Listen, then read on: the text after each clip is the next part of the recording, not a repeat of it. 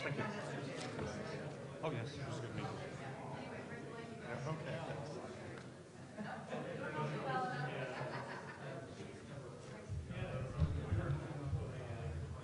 Hi, how are you? Good to see you.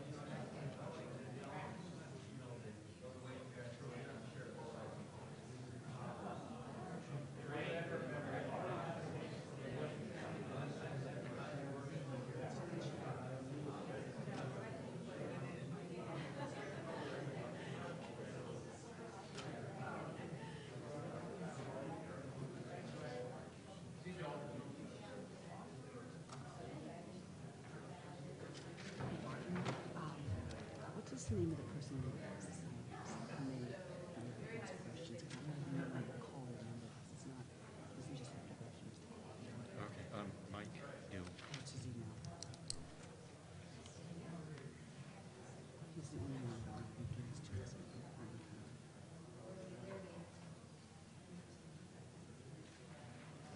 This is the easiest way to write. So Mike.Gill, uppercase M and G, at ec.gc.ca.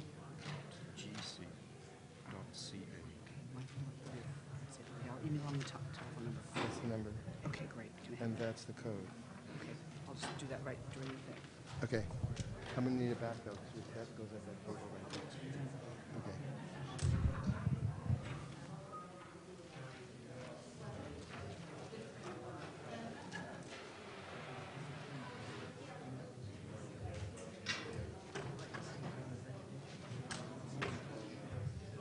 So, by the way, we take Q&A after all of you have spoken, okay?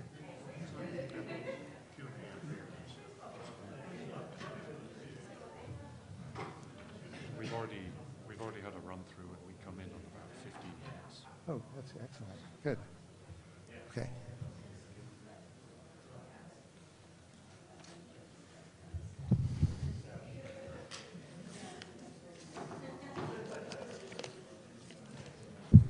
Welcome to our 9 a.m. press conference.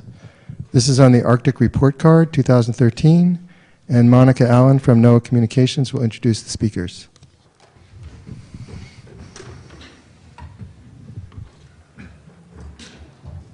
Thank you, Peter, and good morning, everybody. Thank you for coming to the press conference on the Arctic Report Card. We have this report card up on our website, and you'll see the address on that in the first slide or one of the slides. And I'd like to introduce our esteemed panel. David Kennedy, the Deputy Undersecretary for Operations at the National Oceanic and Atmospheric Administration.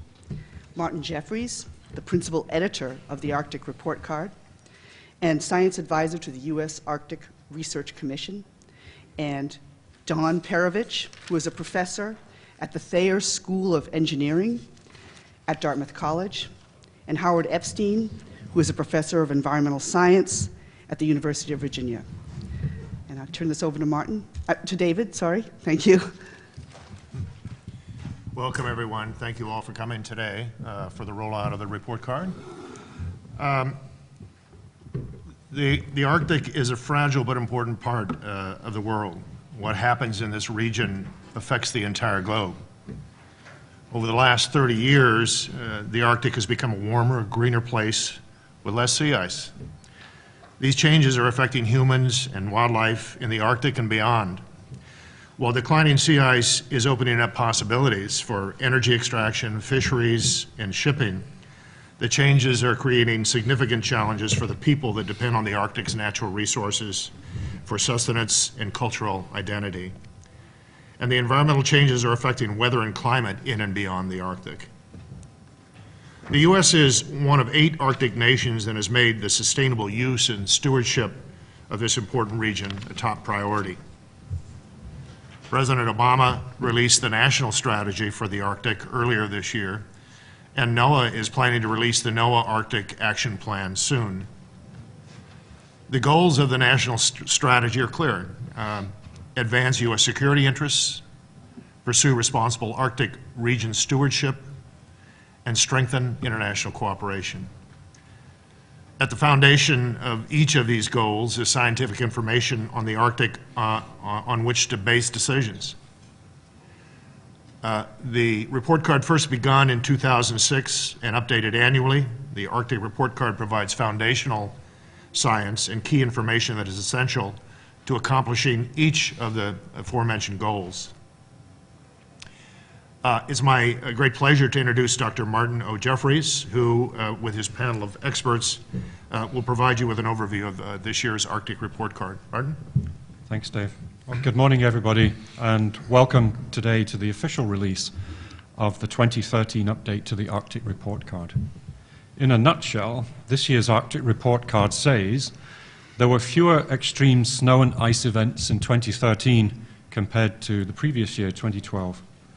Instead, we saw numerous manifestations of year-to-year and regional variability, and the impacts of a persistent, decades-long warming trend remained clearly evident. The impacts of the warming climate on the physical environment are influencing Arctic ecosystems on the land and the sea.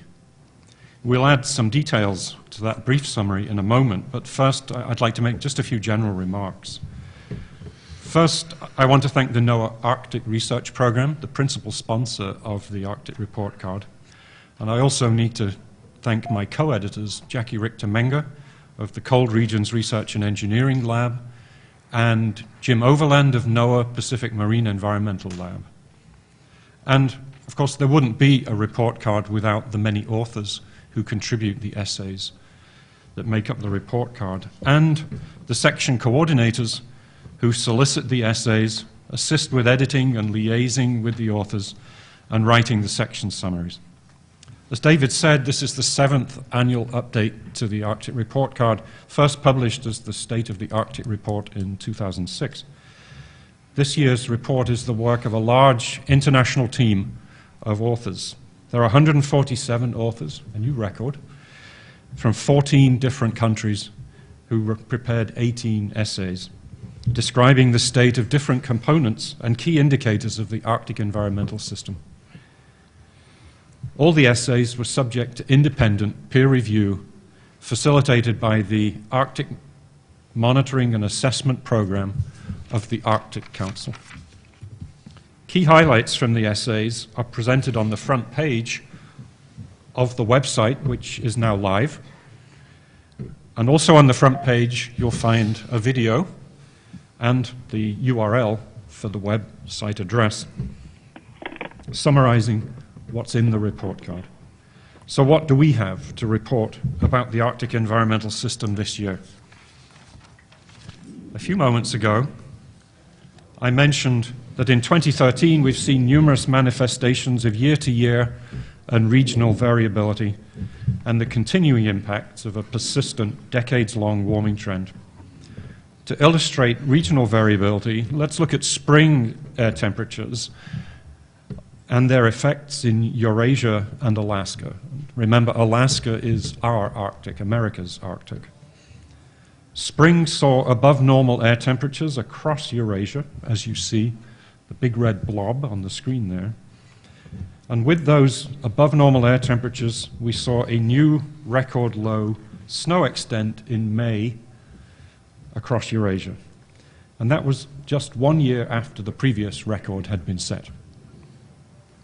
In contrast to Eurasia, in central Alaska, spring 2013 experienced the coldest April in 90 years.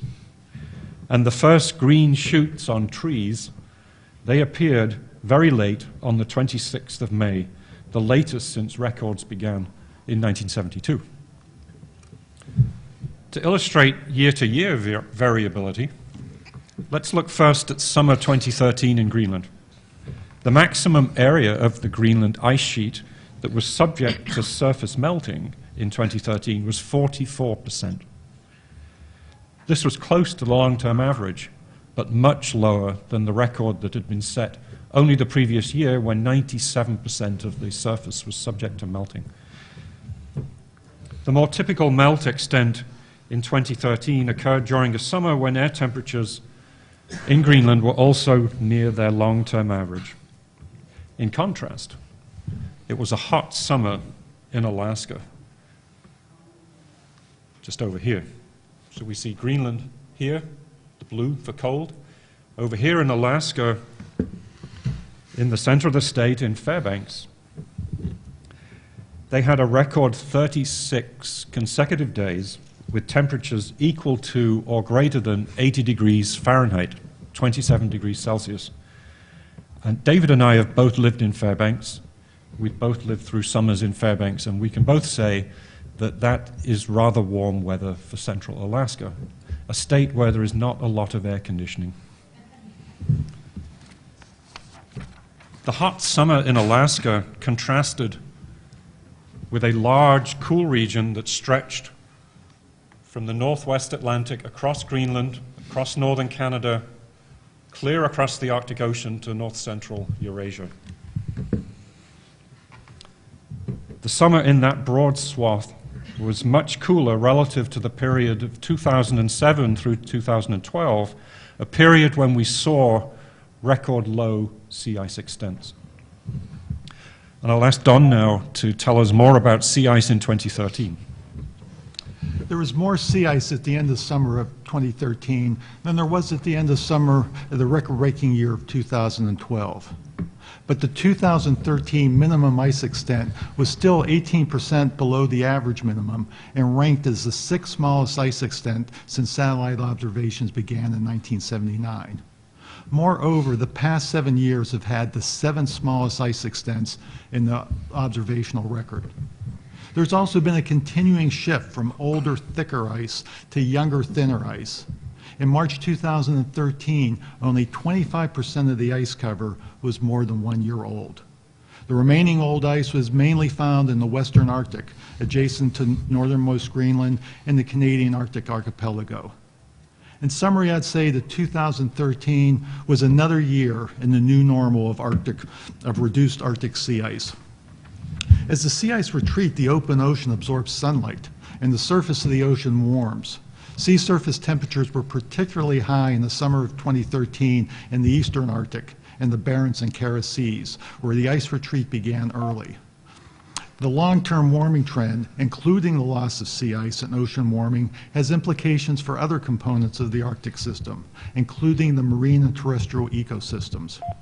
For example, harvest of marine fish such as Atlantic mackerel, Atlantic cod, and capelin have moved poleward into Arctic seas. And the Atlantic cod in the Barents Sea is presently at a historic high.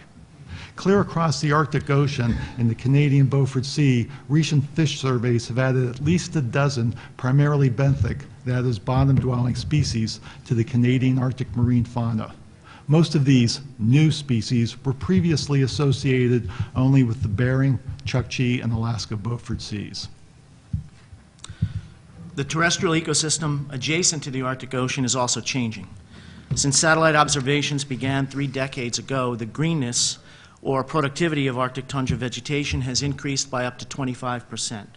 The trend in maximum vegetation greenness during the growing season has increased steadily for 30 years in Eurasia and eastern North America, and accelerated in western North America since 2005.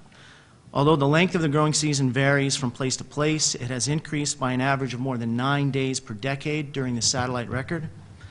Much of the greening trend in the Arctic is occurring in the more southern tundra regions, and this is likely associated with the expansion of tall shrubs. Recent studies, again using remotely sensed data, show that tall shrubs, in this case Siberian alder, have increased their extent by up to 25% in the forest tundra zone across Siberia. I just mentioned that tundra vegetation is becoming greener, more productive. It's also becoming more prone to wildfires, which are fueled by the increasing biomass in a warmer, drier climate. For example, in the last decade on the north slope of Alaska, the number and severity of tundra wildfires has increased dramatically, including more than half of all wildfires reported since 1950. Wildfires are a significant source of black carbon or soot to the atmosphere.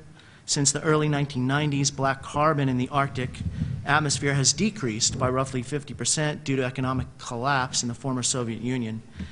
Given the increase in Arctic wildfires, it seems reasonable to ask how much might that increase offset the decrease in black carbon from other sources. Since black carbon plays an important role as a short-lived climate forcer that affects the Arctic radiation balance, it's essential that long-term observations of black carbon and its sources continue. Thanks, Howie and Don. So, how to sum up the current state of the Arctic environmental system? As I said earlier, there were fewer extreme snow and ice events in 2013 compared to 2012, but the impacts of a persistent decades-long warming trend remain clearly evident. The Arctic Report Card illustrates the importance of continuous, uninterrupted, long-term observing of the Arctic environmental system. The impacts of the warming climate on the physical environment are influencing Arctic ecosystems on the land and in the sea, and multiple observations provide strong evidence of widespread, sustained changes that are driving the Arctic environmental system into a new state. Some would say that this has already happened, that the Arctic has shifted to a new normal. We can expect to see continued, widespread, and sustained changes throughout the Arctic environmental system. But we risk not seeing those changes if we don't at least maintain and sustain our current long-term observing capabilities. Indeed, we need to add to those capabilities. Otherwise, how will we understand the complex Arctic environmental system and how it works, and how it interacts with the global system? How will we improve predictions of what's likely to happen in the future and identify appropriate responses to those anticipated changes? Observations are fundamental to Arctic environmental awareness, government and private sector operations, scientific research, and science-informed decision-making that is described in the U.S. National Strategy for the Arctic. That concludes our summary of Arctic Report Card 2013, and I'm pleased to open the floor to questions. Do we have a question from the phone? Yes, thank you, Peter. It's Seth Borenstein of the Associated Press. For David Kennedy, if possible. Dr. Jeffries just talked about the Arctic is shifting and may even has already shifted to a new normal. For David Kennedy, can you tell me, do you consider this a different and Arctic, a drastically different Arctic compared to 30 years ago? And why should we care that it's different? Wow, okay. I'll start and maybe ask my partners here to help me. I don't know drastic, semantics, but significant change, absolutely. I am very sorry to say, proud, but sorry to say that 30 years ago I was in the Arctic and starting my career. And my own personal observations from then until now are very significant. So why does that matter? Everyone has touched on it here. We have dramatic changes to what used to be a baseline, that used to be normal, so that we have increased pressure from people wanting to come and explore and extract energy, from shipping, from all various sorts of sea level rise, new storm surge issues with the villages and communities around, and it goes on and on. About every aspect of Arctic life has the potential to be affected by these changes. So yes, I think significant difference, and because of that difference, a new paradigm that really requires us to look at the Arctic in a different way and to better understand, and we have a long way to go to understand all these changes.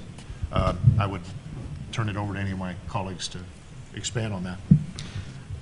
Well, the Arctic is not like Vegas. What happens in the Arctic doesn't stay in the Arctic. The major changes that we see in reduction in sea ice, reduction in spring snow cover extent, increasing vegetation that changes the radiation balance of the surface, potential changes in greenhouse gas fluxes. Those are all things that extend, have implications that extend beyond just the Arctic region to the rest of the globe. Can I remind the speakers, when you're going to speak, please say your name first because the caller is on the phone? Sure, that was Howie Epstein. Don Perovich, in terms of the sea ice cover, there have been tremendous changes. And we've heard those changes are impacting human activity today. 40 years ago, if you wanted to do something in the Arctic sea ice cover in the summer, the answer was easy. Don't go unless you have a big icebreaker. Now we're in a state of transition where there are periods of open water, and it is possible to do these things. And the changes that are ongoing. Overland. 40 years ago, if you wanted to do something in the Arctic sea ice cover in the summer, the answer was easy. Don't go unless you have a big icebreaker. Now we're in a state of transition. It's quite an echo. Yeah.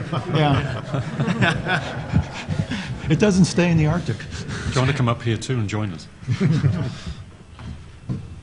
Sorry about that interruption. Are you done?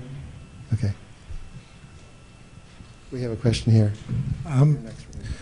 There were several comments toward the end that Please introduce yourself. Oh, I'm sorry. I'm George Drake from the Tahoe Mountain News. I was wondering from your comments at the end if you're anticipating funding difficulties for the report card in the future.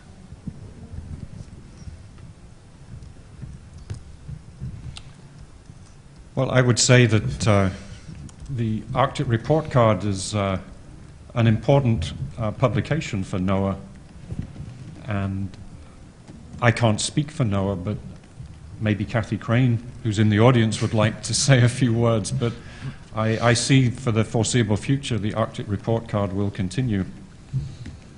I don't think the actual report card is in jeopardy because of budgets of going away. At the same time, of course, I think anyone that watches the way that the government and funding is available, difficult times. It would always be better to have more resources, but we don't envision the report card going away. Kathy, did you want to add to that at all? Yes, that's the primary funder. Stand up so we can project a little. Kathleen Crane from the Arctic Research Program of NOAA. At present, we have every intention of continuing report card on an annual basis. I believe what was meant in an earlier discussion was that what we do have concern about is the maintaining and building upon funding that will allow us to carry out observations in the Arctic. Our observing networks are being reduced out of sequestration funding, lack of sustainability. Also, the possibilities of building out into areas where we have never mapped. There are large reaches of the Arctic that are now without sea ice cover in the summer, where we have almost no observations of the currents, of the census of life, the interactions of the heat in that area with the rest of the globe, in terms of, for example, impacts on perturbations of the jet stream, or, so there are a lot of implications on that. And I'll let that rest, but in terms of an Arctic report card, we, at least at present, I anticipate that it will continue to grow and cover new areas of discovery on an annual basis. Thank you.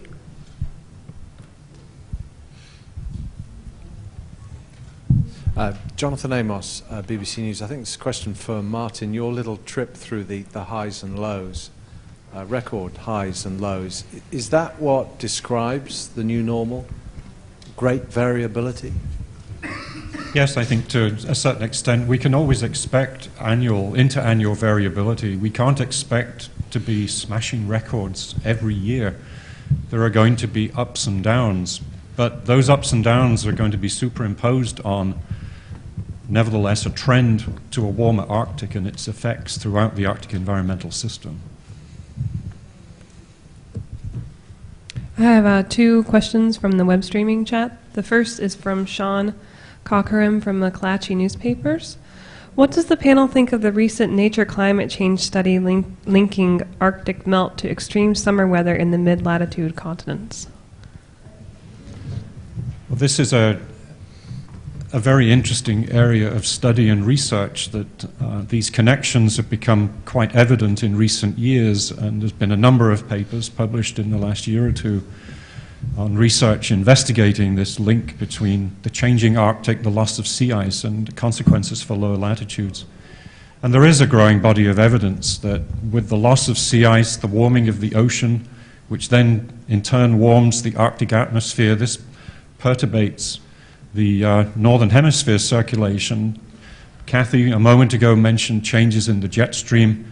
The jet stream appears to be becoming more sinuous. It's reaching further south, but also it then goes back further north. But that, for example, is believed to be causing, in the wintertime, colder, snowier winters on the eastern seaboard. There's evidence that recent summers in the UK, which have been very wet and have affected farmers, are due to the changes in the Arctic as well. I have another question from the web streaming chat. This question is from Andrew Friedman at Climate Central.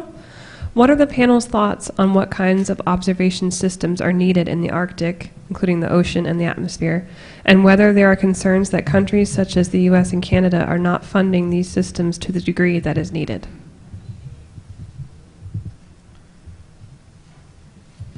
Well,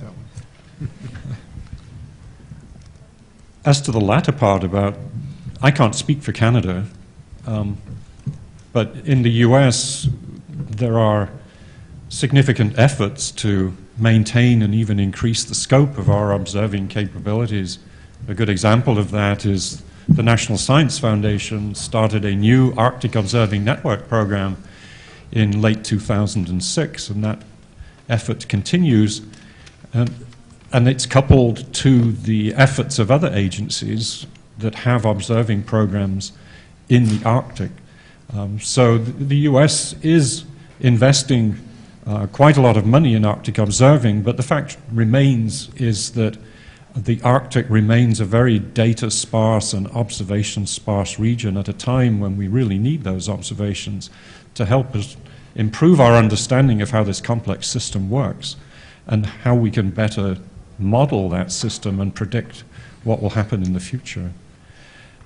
A key aspect of Arctic observing systems and a large gap in our capabilities is if you were to look at a map of the observing platforms and locations in the Arctic, then, or at least observing locations and platforms for which data are available in near real time or very quickly, you would see a rather large gap over Eurasia, namely the Russian Federation. Now that's a huge continental area which we need to know more about if we're to be able to properly understand what's happening in the Arctic and be able to model it better. So this allows me to talk a little about, there are international efforts underway to improve partnerships among the 8 Arctic nations and other nations from outside the Arctic who are interested in the Arctic because what happens in the Arctic is affecting them too. And so we are, through organizations like Sustaining Arctic Observing Networks, a joint effort of the Arctic Council and the International Arctic Science Committee, we're working to improve our observing capability and partnerships in observing throughout the Arctic. David Appel, I'm a freelancer with the Yale Forum on Climate Change. Are there any ideas about why the Arctic is melting faster than climate models project?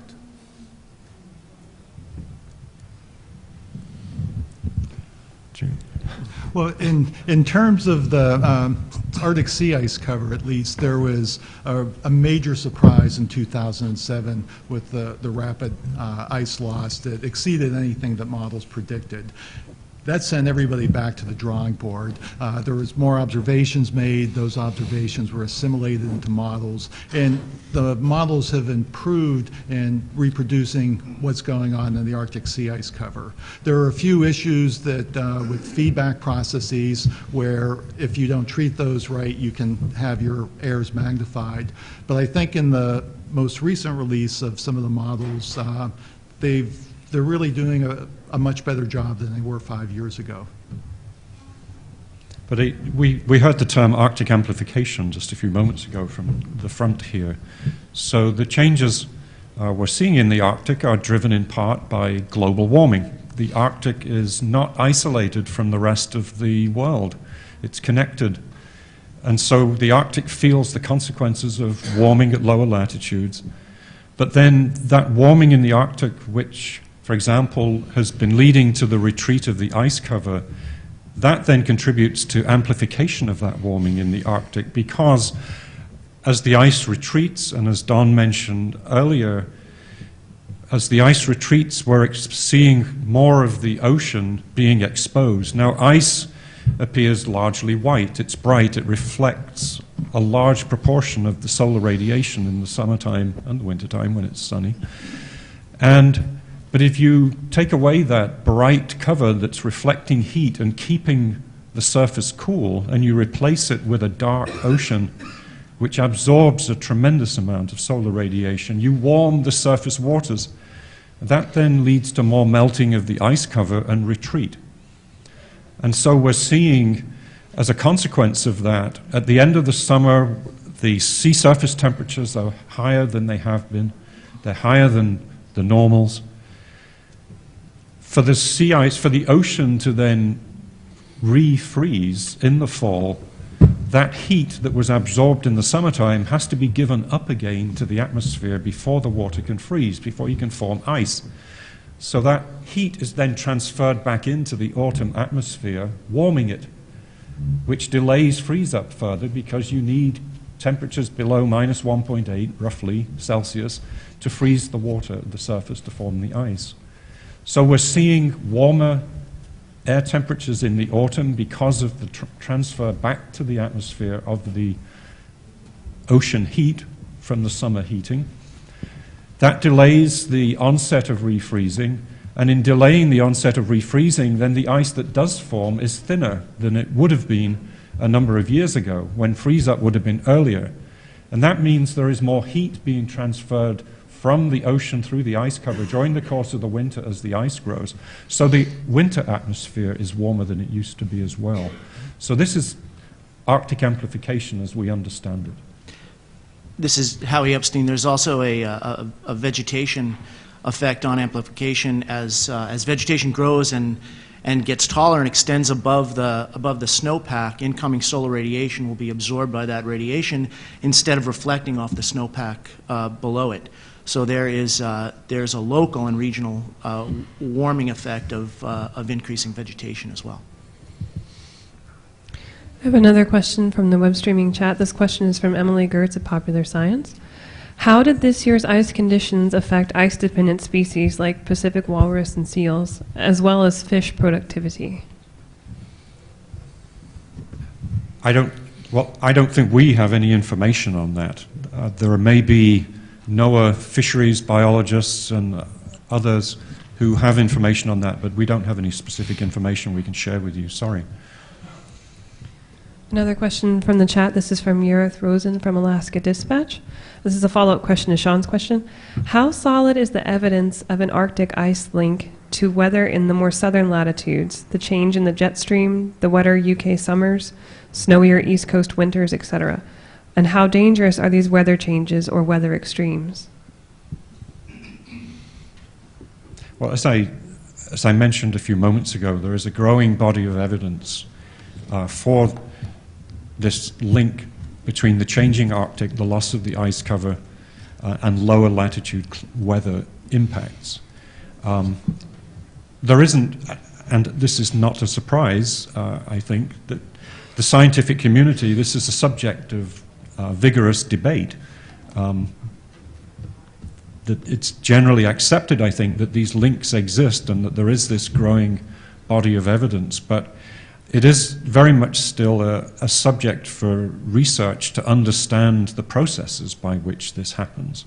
I think we can probably say that the statistical relationships are there, but what's the underlying physics to those statistical relationships? But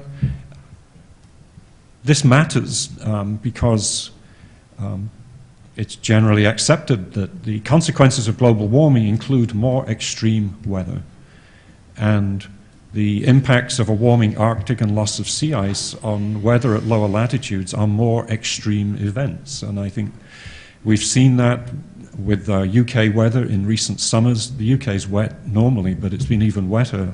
I know that from personal experience. But they have an economic impact on people and their livelihoods, and we should be concerned about them. Randy Shostak, reporter with EOS, newspaper of the American Geophysical Union.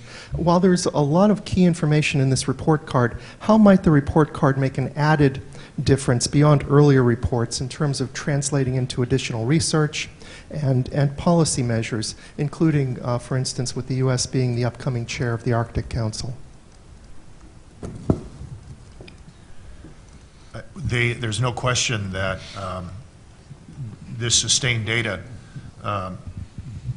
gives us indicators of more that we can do. And I think, as I mentioned in my opening remarks, as this national strategy unfolds, the data of this report card, I think, is essential to most of what you will see or what you already see in the national strategy.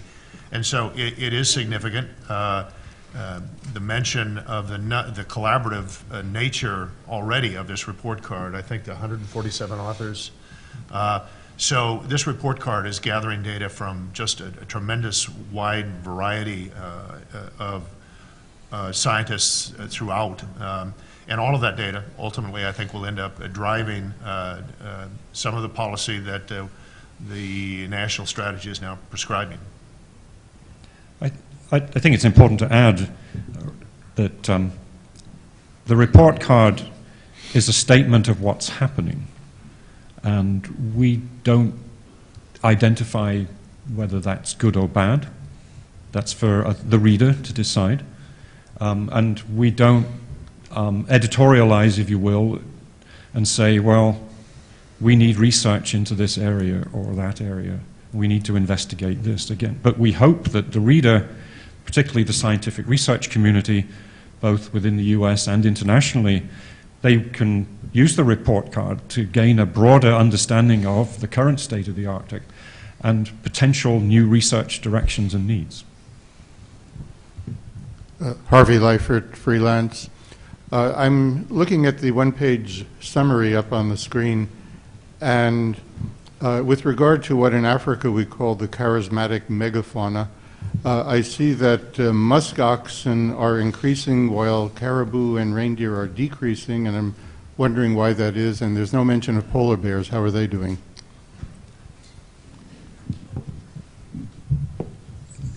Can I call on Mike Gill from Environment Canada, who I believe is on the phone? Yeah, I'm here. I'll defer the muskox question to Michael Sabota, who's also on the phone. But to answer the question about why there's no information on polar bears, essentially what we do with the Arctic report cards each year is we rotate through different sets of themes and information, simply because we couldn't report on all aspects of the Arctic system, especially the biological system. The other reason is that in terms of biological communities in the Arctic, they tend not to respond quite as quickly to changes in physical conditions as other parts of the system. And so we don't always have something new to say every year. So we tend to rotate through different themes. And that's why this year you're seeing a new comprehensive essay on Arctic marine fishes in particular. So we will, I'm sure, to polar bears at some point, but we didn't cover that this year. And I'll let Michael speak to the muskoxen question. Yeah, it's Michael Svoboda here. So just, I guess we'll start with the Caribou. The Caribou report card itself has been conducted for a few years now. And if you get into the details of the content of that report, there's two things that jump to mind worthy of highlighting here, I think.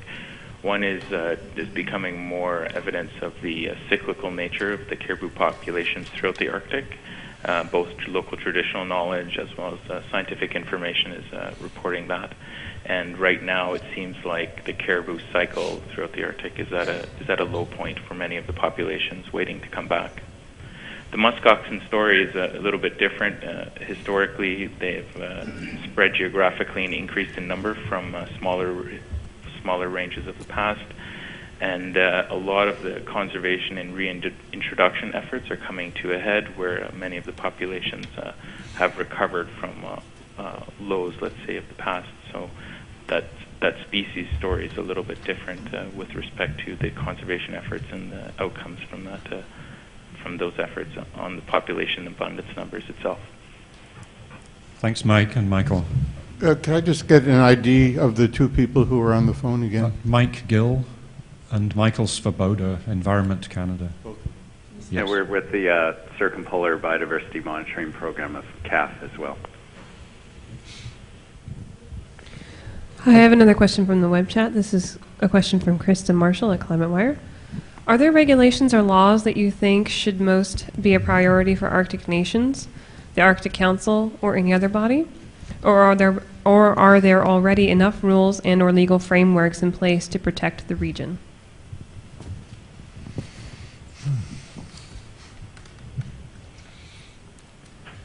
I don't feel qualified to answer that in too much detail, except that there's no question, we referred a couple of times already to the national strategy for the Arctic, which is looking very carefully at the needs of the Arctic in a variety of different manners. The strategy has three major components, from security to stewardship to international cooperation. And in each of the components of the national strategy, you will see in an implementation plan that will come out soon, a way ahead to address, I think, the emerging issues. And I think within those emerging issues, certainly looking at things like invasive species, how we're going to do a better job of coordinating observation, how we're going to manage and control new shipping, and so on and so on and so on. All are issues that come out on the strategy and will begin to address whether, in fact, that strategy takes care of most of the issues, or whether in fact something needs to come out of that in terms of new rules and regulations. But there's a tremendous amount of effort going on to look at the changing Arctic and what are the issues that need to be carefully monitored and understood. Any other questions?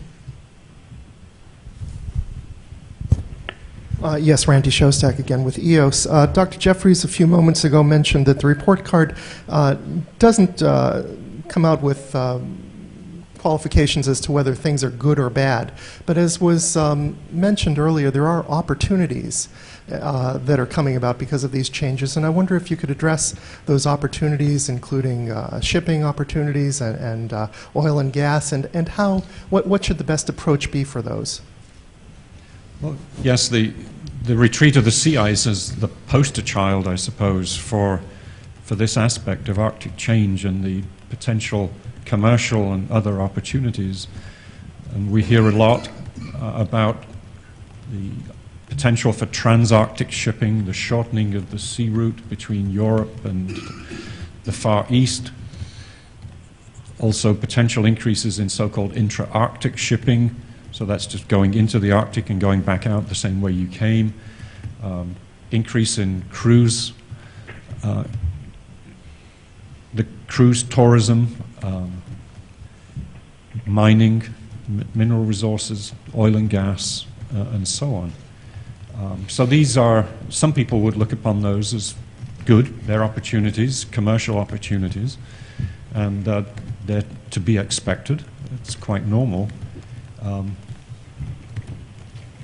And we see a pickup in the level of activity in shipping and maritime transportation. We hear a lot about the Northern Sea Route. And there is potential offshore development in U.S. waters alone, but elsewhere. But I think in order for such activity to proceed safely with minimum hazard, we need to be prepared for that. And publications like the report card contribute to the body of information that's needed to help us be better prepared for this potential increase in level of activity in the Arctic. Because if we don't, as I mentioned earlier, if we can't see what's going on, we can't be prepared and respond appropriately should something happen, whether it's a search and rescue event or an oil spill, a ship running aground. And there are recent examples of cruise ships running aground in uncharted waters, in waters which were previously ice-covered all year round. There really wasn't a great need to chart those waters, because only an icebreaker might attempt to go through those waters even in the summertime. But now they're open, and cruise ships, very large vessels, some of them carrying hundreds of people, it's not very good if they're running aground in very remote regions where there isn't a lot of support to go and help and rescue people, for example. Or should a hull be punctured, to then respond to that fuel spill and clean it up.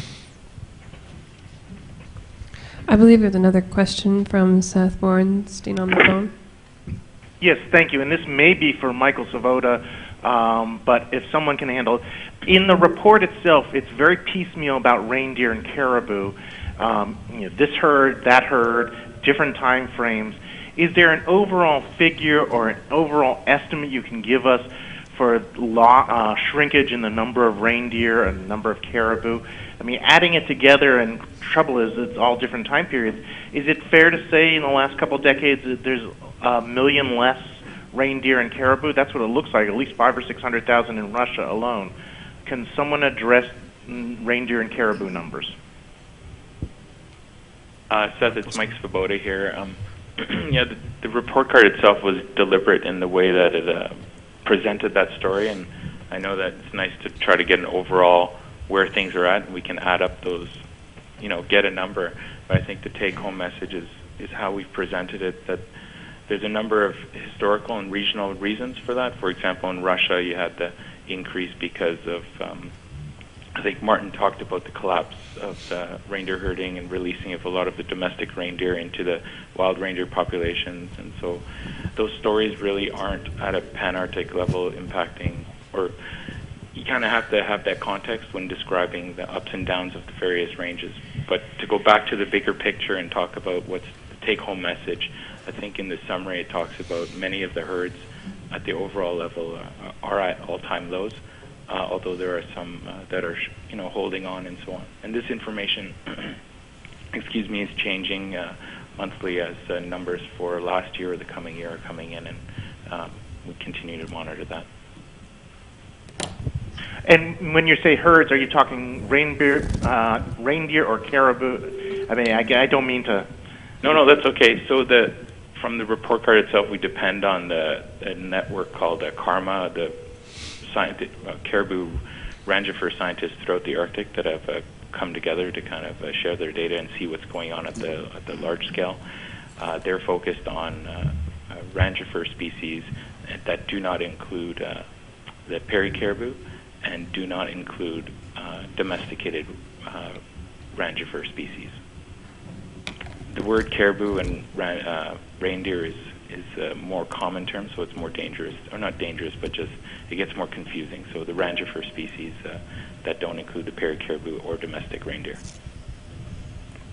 Thank you. Randy Shostak again. From an outsider's perspective, it might appear that there are a number of reports about the Arctic that some might consider to be uncoordinated. And I'm wondering if you could talk about that and perhaps help me to understand how all of these various reports are, if indeed they are, coordinated. Well, could you give us some examples of what you see as uncoordinated? Well, I'm just saying that some might say that perhaps, for instance, there was a report that came out, I think, last week about the Pentagon's reaction to an Arctic strategy. And there's an implementation report, I gather, that is coming out shortly. And I'd just like to know how all these various reports are tied together. Well, yes, the Department of Defense, the U.S. Department of Defense, issued its Arctic strategy a couple of weeks ago now. And that's not unusual. Most of the U.S. federal agencies have issued or are working on statements of what their strategy is for their particular agency, given their particular responsibilities in the U.S. Arctic. But these are all tied in to the U.S. national strategy, the document that's been published and the implementation plan that's currently being drafted. There is coordination going on in the background. It may not look apparent, but it is happening. We have a very strong interagency effort now through the Interagency Arctic Research Policy Committee to promote interagency cooperation in the Arctic. And that's been going on for about a year now, and that implementation is based on a 5-year plan that was published early this year in February, I think it was. So there is, at least within the Arctic and those agencies who are interested in the Arctic, and it's quite a number, about 14 or 15, there is a lot of coordination going on. I think maybe it might be useful. We have Dr. Brendan Kelly here, who is Assistant Director for Polar Science, Office of Science and Technology Policy at the White House, and deeply involved. In fact, there is a lot of coordination going on, and most of the plans, I think if you read them, are beginning to all point to the national strategy. But Brendan, could you spend a couple of minutes just talking about that?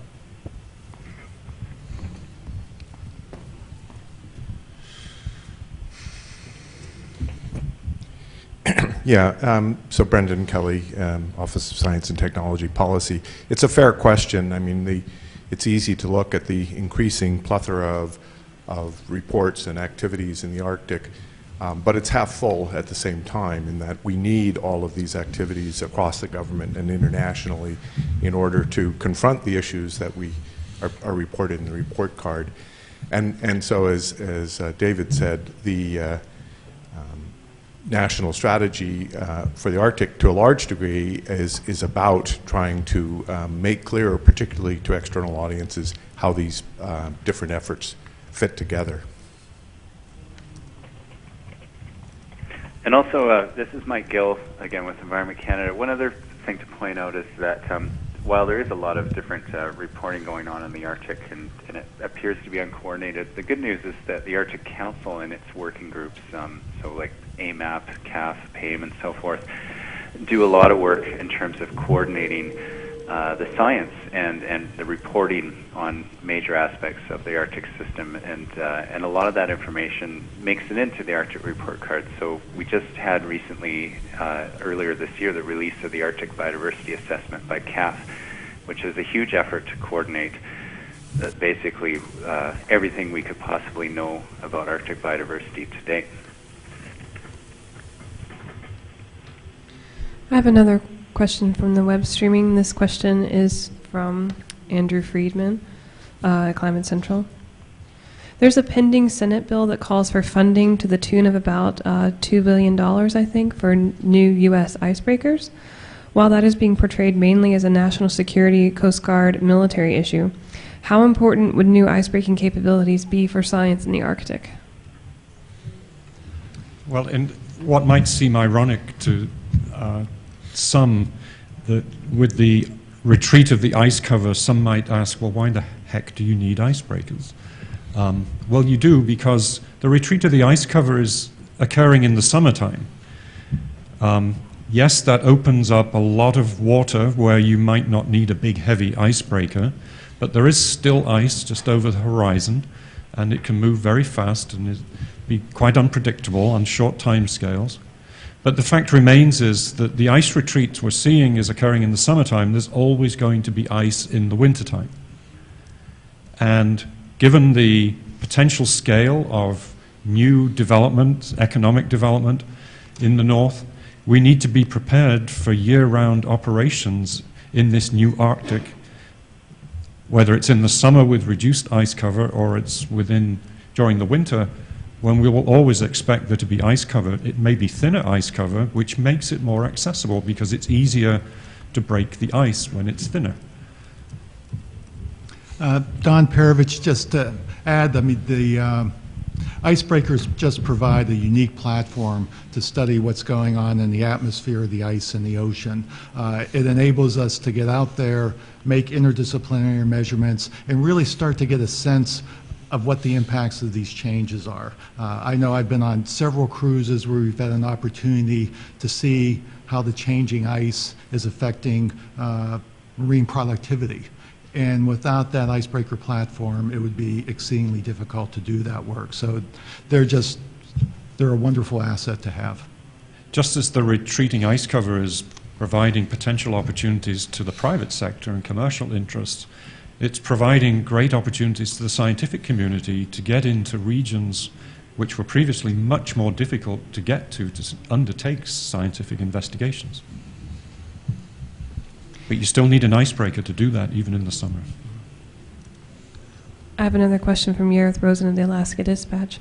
On black carbon and tundra fires and the reduced production from Russia, could you point me to the details within the report card and or specific studies being presented at the conference? And he's happy to take that in email. I think the best approach to that is we could perhaps send you the email address for the lead author of the black carbon essay, who would be the most knowledgeable person to respond to that.